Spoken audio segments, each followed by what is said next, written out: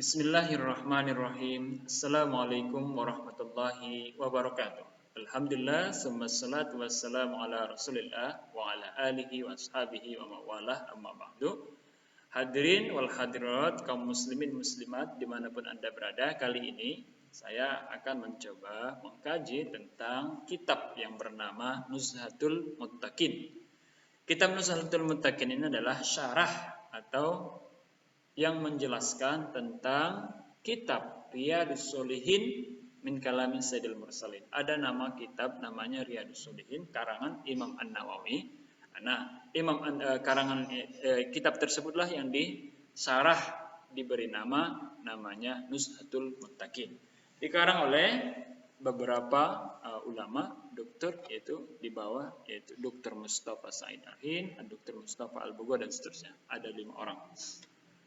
Dalam hadis pertama, seperti biasa, Imam An-Nawawi dalam setiap kitabnya, ada sebanyak 3 kitabnya, ya.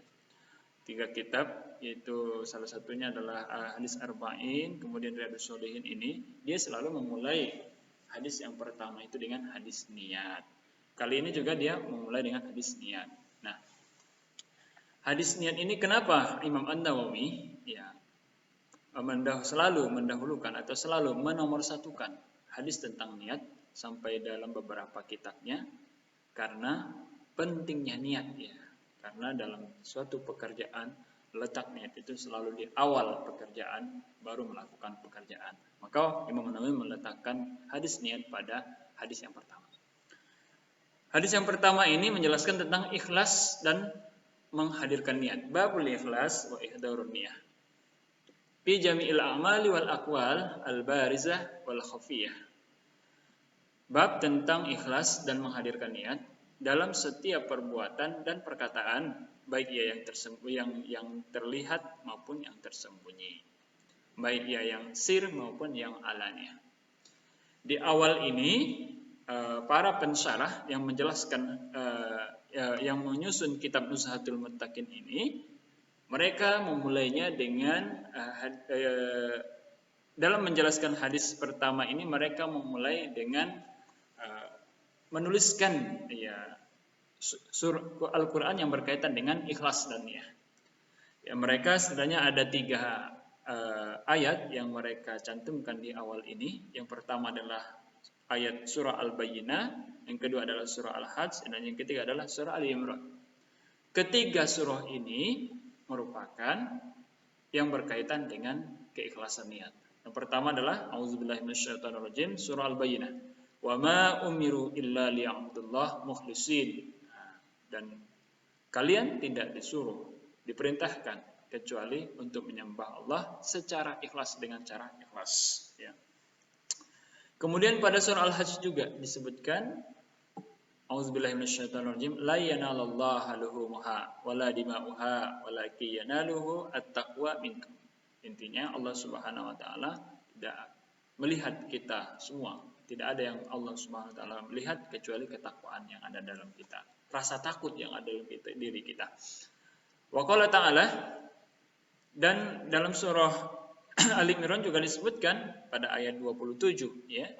A'udzubillahi minasyaitonirrajim, qul in tukhfu ma fi sudurikum aw tubduhu ya'lamullah. Kata Allah, katakanlah wahai Muhammad, sekalipun kalian menyembunyikan dalam hati kalian, dada kalian, atau memperlihatkannya, ya'lamullah, Allah pasti melihatnya. Ini semua menjelaskan tentang keikhlasan dan kelihatan tentang niat. Kemudian, baru mereka memulai menjelaskan tentang hadis pertama. Hadis pertama ini, Bismillahirrahmanirrahim, wa amirul mu'minin Abi Hafsin Umar bin Al-Khattab bin Nufail ibnu Abdul Azza bin ibnu Riyah ibnu Abdullah ibnu Qurtin ibni Raza ibni Adi ibni Ka'ab ibni Luwai ibni Ghalib Al-Qurashi Al-Adawi radhiyallahu anhu. Wa an amirul mu'minin, dari amirul mu'minin Abi Hafsin, nama gelarnya adalah Abi Hafs. Siapa itu Abi Hafs? Umar bin Khattab radhiyallahu anhu. Abi Hafsin itu adalah gelar bagi Umar bin Khattab radhiyallahu anhu. Kita persingkat, qala, Umar bin Khattab berkata. Nah, ini saya kasih ursannya. Qala Umar bin Khattab berkata, Sami'tu Rasulullah sallallahu alaihi wasallam yaqul, aku pernah mendengar Rasulullah sallallahu alaihi wasallam pernah bersabda. Apa sabdanya? Innamal a'malu binniyat wa innamal likulli imri'in ma nawa. Sesungguhnya segala perbuatan itu harus disertai dengan niat. Wa innamal likulli imri'in ma nawa, dan segala sesuatu dan hanya saja bagi tiap-tiap seseorang tergantung apa yang ia niatkan. Dalam hadis ini ada kalimat niat. Niat itu adalah bentuk jamak atau plural dari kalimat niyah. Di mana kalau an-niyah secara bahasa adalah al-qasdu, yaitu menyengaja. Sedangkan secara agama, secara syariat, yang dimaksud dengan niat adalah qasdus syai'i muqtarinan bi fi'lihi. Menyengajanya sesuatu bersamaan dengan melakukannya. Kemudian faman kanat hijratuhu ilallahi wa rasulihi fa hijratuhu ilallahi wa rasulihi. Siapa yang berhijrah kepada Allah dan Rasulnya, maka hijrahnya itu kepada Allah dan Rasulnya. Artinya siapa yang hijrah niatnya karena Allah dan Rasulnya, maka Allah Subhanahu wa taala akan memberikan ganjarannya. Wa man kanat hijratuhu lidunya yusibuha aw imra'atin yankihuha fa hijratuhu ila ma hajara ilaihi. Dan siapa yang hijrah untuk mendapatkan dunia, untuk menggapai kesuksesan, atau imro'atin, atau perempuan yang kihuha untuk menikahinya, bahijratu ila ma hajara ilaihi, maka hijrahnya tergantung apa yang ia niatkan dalam hijrah tersebut. Dalam hadis ini ada kata kunci, dalam kalimat ini ada kata kunci hijrah. Apa yang dimaksud dengan hijrah? Hijrah secara bahasa adalah at-tarku, meninggalkan. Maka apabila kita meninggalkan sesuatu itu disebut dengan hijrah. Ya, maka oleh orang-orang mengatakan apabila ada yang meninggalkan dunia kegelapan kepada dunia yang penuh cahaya keimanan, maka disebut dengan hijrah. Maka ada yang disebut dengan hijrah, ya, tahun baru, yuk kita hijrah, ya, artinya itu hijrah berpindah daripada meninggalkan yang jelek kepada untuk menggapai yang baik. Kemudian muttafaqun ala sihhatihi. Hadis ini disepakati oleh dua imam besar hadis, ya, yaitu Imam Bukhari dan Muslim, bahwa hadis ini adalah sahih, sihhatihi sahih, ya. Imam Al-Bukhari dan Imam Muslim. Kemudian sebab hadis ini, sebab turun hadis ini disebutkan Zakarat Tabrani bisanadi rijalihi thiqatin an Ibnu Mas'ud qala.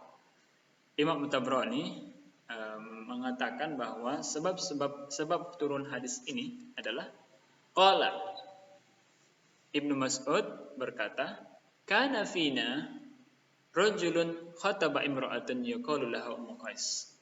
Ada seorang laki-laki di antara kami bernama Ummu Qais yang ingin meminang atau melamar, ya, mengkhitbah seorang perempuan. Fa'abat an tatazawwaju hatta yuhajir. Maka perempuan itu enggan, enggak mau dipinang, enggak mau dikhitbah hingga laki-laki itu mau berhijrah. Fahajara fatajawwazaha. Maka tidak ada cara lain, laki-laki itu pun berhijrah, fatajawwazaha, lalu kemudian dia menikahi perempuan tersebut. Fa kunna nusammihi Muhajir Ummu Qais, ya, maka kami menamakan laki-laki tersebut dengan Muhajir Ummu Qais, ya. Kami sebut namanya Muhajir Ummu Qais. Itu salah satu daripada riwayat yang mengatakan sebab turunnya hadis ini, faman kanat hijratu ilallahi wa rasulih, dan seterusnya. Kemudian adapun faedah-faedah yang bisa kita ambil daripada hadis ini adalah sangat jelas sekali bahwa ini tentang niat, ya. Ittafaqul ulama ala anna an-niyata fil a'mali la budda minha liyatarattaba as-sawab 'ala fi'liha. Ulama sepakat bahwasanya niat dalam segala perbuatan adalah sesuatu yang harus dilakukan.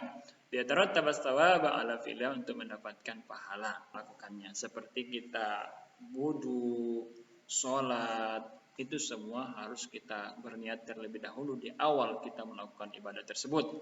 Jika kita tidak melakukannya, maka kita tidak akan mendapatkan pahala. Tidak mendapatkan pahala wudu, tidak mendapatkan pahala sholat, atau kita sering mengatakannya tidak sah, ya, tidak sah dalam melakukan ibadah tersebut karena tidak berniat. Kemudian yang kedua yang bisa kita ambil adalah mahallun niyah al-qalbu. Ya, itu dari hadis ini kita bisa ambil faedah bahwa tempat niat itu adalah hati. Wala yushtaratut talaffuz biha, dan tidak disyaratkan untuk melafazkannya. Adapun kita selalu melafazkan yang kita sebut dengan niat seperti sholat zuhur, usolli fardhu zuhri, sebenarnya tanpa kita bilang usolli fardhu zuhri dan kita berniat ketika takbir itu untuk melakukan sholat zuhur, sah.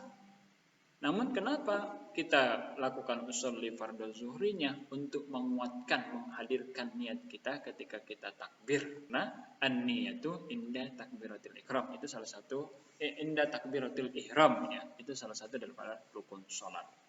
Jika kita berniat sebelum takbir, maka kita tidak sah sholatnya. Kita berniat pada ketika takbir, ya, Allahu Akbar, kita harus bisa meletakkan niat pada ketika takbir. Kemudian al-ikhlasu, ini niat itu tidak perlu dilapaskan, tempatnya hanya di hati. Kemudian al-ikhlasu lillahi ta'ala, setelah kita berniat, kemudian kita dibutuhkan untuk ikhlas karena Allah Subhanahu wa taala. Fil amali, dalam segala perbuatan, syartun min syuruti qabulihi, syarat daripada syarat diterimanya apa kita. Meskipun kita berniat sholat, ya, usul fardhu zuhri, kita takbir dan berniat sholat zuhur, tapi kalau kita tidak ikhlas melakukan sholat itu karena Allah, maka kita tidak akan mendapatkan pahala, tidak diterima sholat kita. Bagaimana harus diterima? Kita berniat dan ikhlas karena Allah Subhanahu wa taala, insyaallah niat ibadah kita akan diterima. Fa innallaha ta'ala la yaqbalu minal amali illa ma kana khalisan liwajhihil karim. Maka sesungguhnya Allah Subhanahu wa taala tidak menerima daripada suatu amal perbuatan kecuali perbuatan tersebut dilakukan dengan ikhlas karena Allah Subhanahu wa taala. Baik, hadirin wal hadirat yang dimuliakan Allah Subhanahu wa taala, itulah salah satu hadis pertama dan yang menjelaskan tentang niat dalam kitab Nuzhatul Muttaqin ini, syarah daripada Riyadhus Shalihin. Mudah-mudahan bermanfaat bagi kita semua. Sampai ketemu di hadis kedua, ya, masih tentang niat ikhlas. Mudah-mudahan kita bisa menjalankan sunnah-sunnah Rasulullah SAW dengan mudah. Assalamualaikum warahmatullahi wabarakatuh.